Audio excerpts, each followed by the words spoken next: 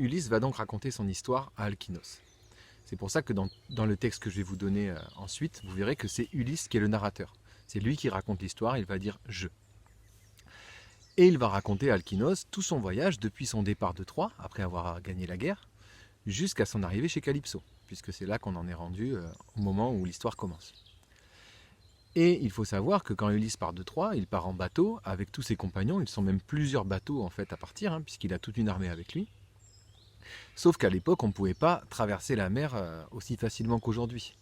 Et donc il fallait longer les côtes, pour ne pas se perdre justement dans la mer. Et on faisait souvent des escales pour s'arrêter et passer la nuit quelque part.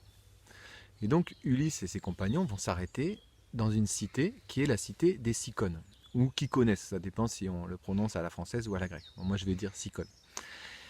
Et les Cicones, c'était un peuple qui était ami des Troyens, donc c'était des ennemis des Grecs.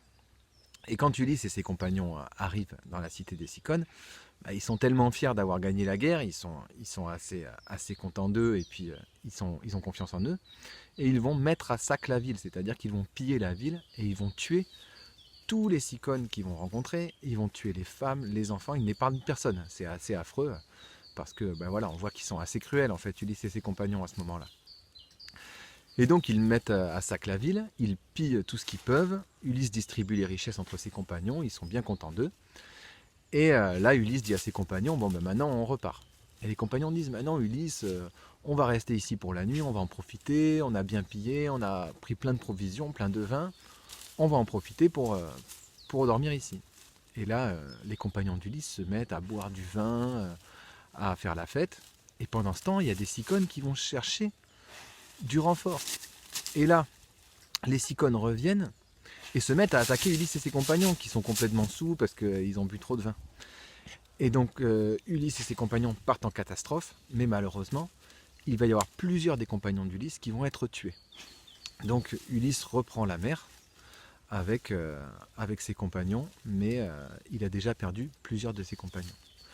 Et ils reprennent la mer, sauf que Zeus, en ayant vu ça, en ayant vu que Ulysse et ses compagnons n'ont pas été très sympas, ils ont été trop cruels avec les Cicones, et puis en plus, ils se sont crus plus forts que tout le monde, il va déclencher une tempête. Ce qui fait que le bateau d'Ulysse va être emmené loin du rivage.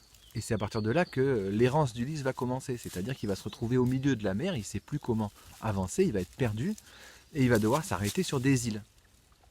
Et chacune de ces îles va être l'occasion d'une nouvelle aventure. La première île qu'il va rencontrer, c'est l'île des Lotophages, sur laquelle il va vivre une première aventure que je vous raconte dans une autre vidéo qui s'appelle Ulysse chez les Lotophages.